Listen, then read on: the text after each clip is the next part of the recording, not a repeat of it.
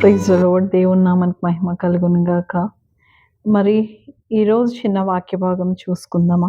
కీర్తనకారుడు ఇటు విధంగా రాశాడు. కీర్తన గ్రంథం 4వ అధ్యాయం 8వ వచనంలో, యెహోవా నెమ్మదితో పండుకొని నిద్రపోదును, నేను ఒంటరిగా నుండినను, నీవే నన్ను సురక్షితంగా నివసింపజేయుదువు.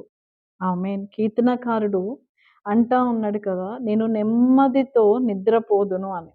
ఈరోజు ఎంతమంది నెమ్మదితో నిద్రపోగలుగుతున్నారండి? ఒకవేళ మీకు చాలా కష్టం ఉండుండొచ్చు, ఆర్థిక ఇబ్బందులు ఉండుండొచ్చు, ఏదో నింద మీ మీద మోపబడి ఉండొచ్చు. మీ పరిస్థితి ఎలా ఉన్నప్పటికీ కూడా ఎంతమంది దేవుని యందు విశ్వాసం ఉంచి నెమ్మదితో పండుకోగలుగుతా ఉన్నారు? ఇక్కడ భక్తుడు అంటా ఉన్నాడు కదా, నేను నెమ్మదితో పండుకొని నిద్రపోదును. ఎందుకు నిద్రపోతాను అంటే, నేను ఒంటరిగా నుండినను, నీవే నన్ను సురక్షితంగా నివసింపజేయుదువు. దేవుడు నిన్ను సురక్షితంగా కాపాడువాడు. మనము ఏదో చేసేయాలి అనుకుంటాం. విపరీతంగా ఆలోచన చేసేస్తాం. దేవుని వాక్యం సెలవిస్తుంది కదా, నువ్వు ఎక్కువగా ఆలోచించేసినంత మాత్రాన ఏది మారిపోదు కదా. ఒక వెంట్రుకను కూడా నువ్వు మార్చలేవు కదా. కానీ మనం విపరీతంగా స్ట్రెస్‌ని ఎక్కువ చేసుకుంటూ ఉంటాం.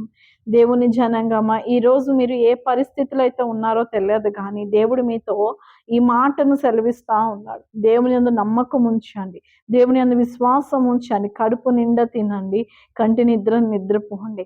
అదేంటి, సమస్యలో ఉన్నప్పుడు ఉపవాసం ఉండాలి కదా, దీర్ఘ ప్రార్థన చేయాలి కదా అని మీరు అడుగు.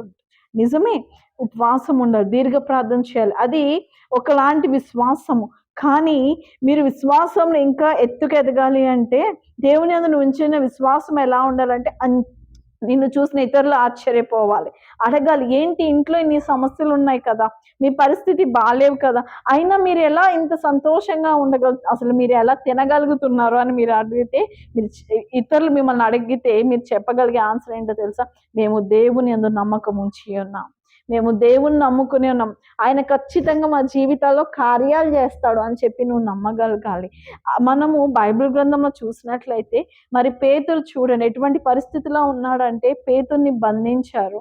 మరి రేపు తనకి వచ్చే తీర్పు ఎలా ఉంటుందో తెలియదు. అవసరమైతే తను చంపేయొచ్చు కూడా. కానీ తన చేతులు కాళ్ళు సంఖ్యలు వేయబడ్డాయి. అయినప్పటికీ కూడా పేతురు ఏం చేస్తాడో తెలుసా? అక్కడ రాయబడి ఉంటుంది కదా అపొస్తలుల కార్యంలో, అతను పండుకున్నాడంటే. ఎలా వచ్చిందంటారు నిద్ర? ఈరోజు నువ్వు చిన్న కష్టాన్ని అనుభవిస్తుంటేనే కంటిన్యూ నిద్ర లేకపోతున్నావే, మరి దేవుని యందు నువ్వు విశ్వాసం కలిగి ఉన్నట్లా లేనట్ట?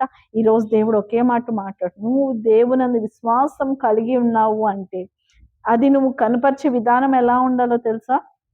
ఏడుపు మొహం పెట్టుకొని కాదు, సంతోషముతో ఉండాలి. సుఖముగా నువ్వు జీవించు. ఖచ్చితంగా దేవుని జీవితాల కార్యం చేయబోతా ఉన్నాడు. ఆమేన్.